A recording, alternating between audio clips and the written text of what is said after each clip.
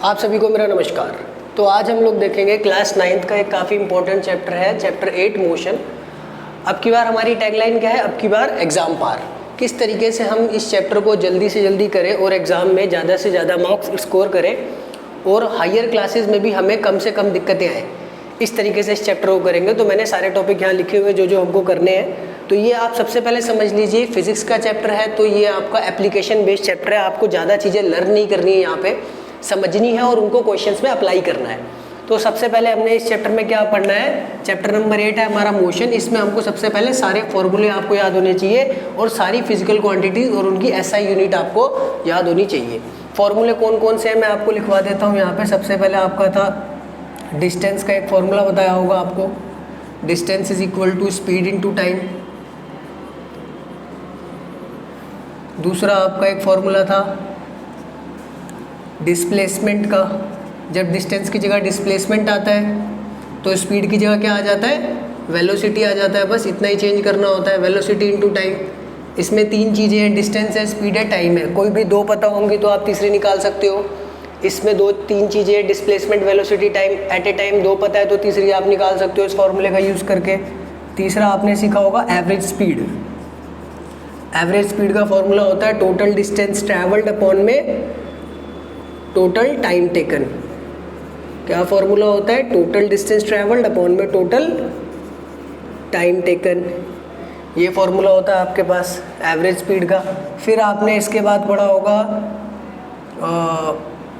Three equations of motion. Three equation of motion कौन कौन से थे? उससे पहले एक फॉर्मूला और था acceleration, a is equal to v minus u upon t. ये फॉर्मूला ही पढ़ा होगा आपने।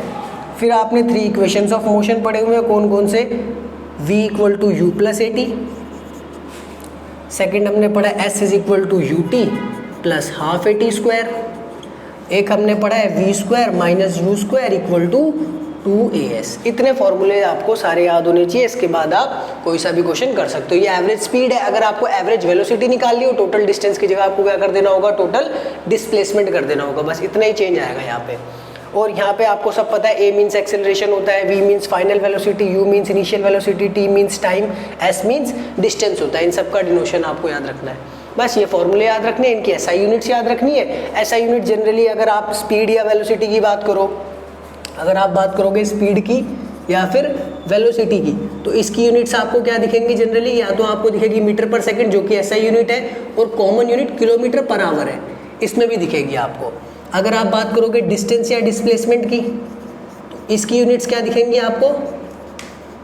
जो जनरली देखने को मिलेगी, डिस्टेंस या डिस्प्लेसमेंट की यूनिट दिखेगी आपको मीटर या किलोमीटर। मीटर एसआई यूनिट है, किलोमीटर कॉमन यूनिट है। एक्सेलरेशन की यूनिट आपको पता होनी चाहिए। एक्सेलरेशन की यूनिट आपको क्या देखने को मिलेगी? मीटर पर सेकेंड स्क्वायर या फिर दिखेगी आपको किलोमीटर पर आवर स्क्वायर। बस टाइम की यूनिट आपको सेकेंड दिखेगी। टाइम कि एसआई यूनिट सेकंड होती है, वरना आपको मिनट भी देखने को मिल सकती है और आवर भी देखने को मिल सकती है। जैसे आपको जिसमें बोले उस यूनिट में आप कन्वर्ट कर लेना। एक चीज़ मैंने सिखाई हुई है, अगर आपको कभी भी किलोमीटर पर आवर से मीटर पर सेकंड में जाना है, जो कि काफ़ी क्वेश्चंस में जाना पड़ेगा, किलोमीटर पर आवर से मीटर पर सेकंड में जाना है, तो आपको जो भी स्पीड किलोमीटर पर आवर में दी हुई है उसको क्या कर दो? 5/18 से मल्टीप्लाई कर दो। आपका जो आंसर है वो किस में आ जाएगा? मीटर पर सेकंड में आ जाएगा। बस इतना आपको याद रखना है। तो यहाँ तक हमने क्या क्या देख लिया? हमने सारे फॉर्मूले देख लिए जो हमको पढ़ने हैं इस चैप्टर में। ये फॉर्मूले देखो, आपको एक बात और बता देता हूँ, ये फॉर्मूले आपके अगर इस चैप्टर में आपने सीख लिए तो नेक्स्ट चैप्टर में भी काम आएंगे, और अगर आपने इस चैप्टर में नहीं सीखे तो नेक्स्ट चैप्टर में आपको दिक्कत आएगी, बिकॉज ये सारे फॉर्मूले उन सारे चैप्टर्स में यूज़ होने वाले हैं। तो इस बात का बहुत ज़्यादा ध्यान रखिएगा। तो ये फॉर्मूले आप कर लेना। सारी फिजिकल क्वांटिटीज़ लगभग ऑलमोस्ट मैंने बता दी, उनकी एसआई यूनिट बता दी। उसके बाद आपको सबसे इंपॉर्टेंट काम करना है, न्यूमेरिकल सॉल्व करने हैं, क्योंकि एग्जाम में तो न्यूमेरिकल ही आने वाले हैं। हर एक जिस भी स्कूल का एग्जाम होगा उसमें न्यूमेरिकल आएगा ही आएगा। तो आपको सारे न्यूमेरिकल सॉल्व कर लेने हैं। कौन कौन से न्यूमेरिकल सॉल्व कर लेने हैं? एनसीईआरटी में एग्जाम्पल्स मिलेंगे आपको। न्यूमेरिकल्स में आपको कौन कौन से कर लेने हैं? एनसीईआरटी एग्जाम्पल दिखेंगे आपको। फिर आपको एनसीईआरटी इंटेक्स्ट क्वेश्चन दिखेंगे, इंटेक्स्ट में कुछ न्यूमेरिकल्स हैं। फिर एनसीईआरटी बैक एक्सरसाइज में न्यूमेरिकल्स हैं। इन तीनों में जितने भी क्वेश्चन है सारे आपको कर लेने हैं। कुछ एक दो क्वेश्चन है जो रेलेवेंट है, जो आप छोड़ सकते हो। ऑलमोस्ट बाकी सारे क्वेश्चन आपको करने ही है। मैं आपको बता देता हूँ कौन से क्वेश्चन आप छोड़ सकते हो। एक्सरसाइज में आप क्वेश्चन नंबर ये वाले चाहो तो मत करना, आप क्वेश्चन नंबर 6 है एक, नहीं 6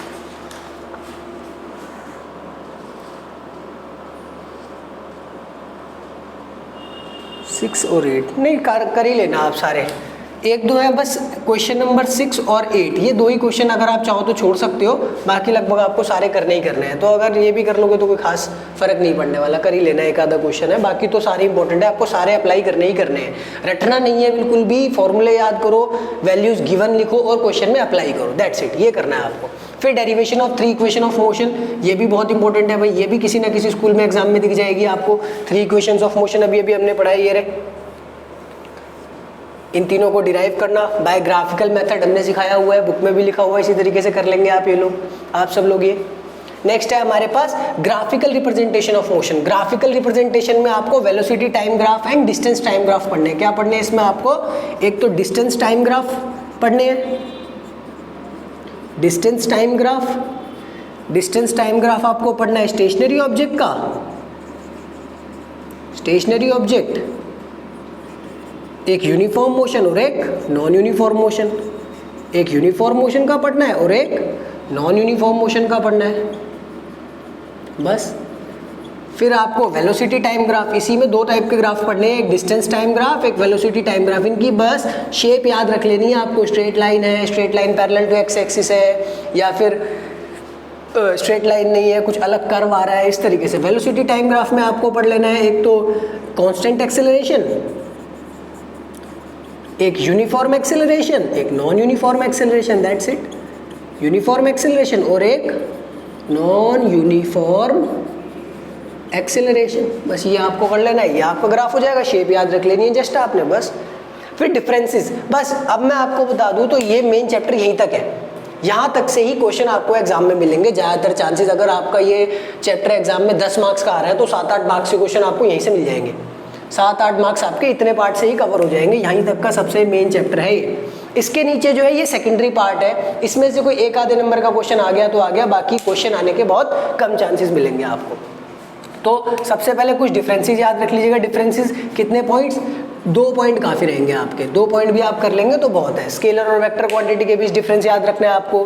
फिर डिस्टेंस एंड डिस्प्लेसमेंट के बीच डिफरेंस याद रखना है। स्पीड एंड वेलोसिटी के बीच डिफरेंस याद रखना है। 2-2 पॉइंट्स कर लेंगे, चल जाएगा आपका काम। डिफाइन 4-5 मैंने लिख दिया। अगेन मैं बोल रहा हूँ, कुछ खास इंपॉर्टेंट नहीं है इस चैप्टर में, आपको बता रहा हूँ, लर्निंग वर्क ज़्यादा नहीं करना है बिल्कुल भी। अगर आप इसको नहीं भी कर पा रहे हैं तो भी कोई इशू नहीं है, बहुत ज़्यादा मार्क्स आपके नहीं कटेंगे, ज़्यादातर मार्क्स आपके यही दिलाएंगे एग्जाम में। तो इस पे ज़्यादा फोकस करना है प्रॉपर, सारा का सारा। फिर आपको कुछ defines, uniform, non uniform motion, acceleration, uniform acceleration, non uniform acceleration, ये सब चीज़ें कर लेनी है। लास्ट में आपको स्पीडोमीटर और ओडोमीटर क्या मेजर करता है, ये वाला इंपॉर्टेंट बहुत है क्वेश्चन। एक स्पीडोमीटर ओडोमीटर क्या मेजर करता है, ये क्वेश्चन आ जाता है। तो स्पीडोमीटर, मेरी बात हमेशा ध्यान रखना कि स्पीडोमीटर क्या मेजर करता है। Speedometer measures instantaneous speed. क्या मेजर करता है? Measures instantaneous speed. Speedometer instantaneous speed measure करता है आपकी। और जो आपका ओडोमीटर है ये क्या मेजर करता है? ओडोमीटर मेजर करता है आपका डिस्टेंस। क्या मेजर करता है? डिस्टेंस। और लास्ट में सबसे एक लास्ट टॉपिक है यूनिफॉर्म सर्कुलर मोशन। तो यूनिफॉर्म सर्कुलर मोशन में बस आपको वेलोसिटी निकालनी होती है। यूनिफॉर्म सर्कुलर मोशन में वेलोसिटी का फॉर्मूला क्या होता है? 2πr/t, that's it. ये फॉर्मूला आप याद रखेंगे तो काम हो जाएगा, 2πr/t। इतना आपको याद कर लेना है, इससे क्वेश्चन आ सकता है। तो फॉर्मूले आपको बिल्कुल भी स्किप नहीं करने हैं। फॉर्मूले इस चैप्टर के लिए भी इंपॉर्टेंट है, आगे आने वाले चैप्टर्स के लिए भी इंपॉर्टेंट है। चैप्टर आएगा आपका, नेक्स्ट चैप्टर आएगा लॉज ऑफ मोशन वाला, force and laws of motion. उसके बाद आएगा आपका ग्रेविटेशन। उन सब में आप देखेंगे सब फॉर्मूले बार बार यूज हो रहे होंगे। ठीक है गाइज, तो आई होप आपको समझ में आया होगा और आप इसको करके जाइए, एग्जाम में अच्छे से अच्छे मार्क्स स्कोर कीजिए। आप सभी को मेरा धन्यवाद। मिलते हैं नेक्स्ट वीडियो में।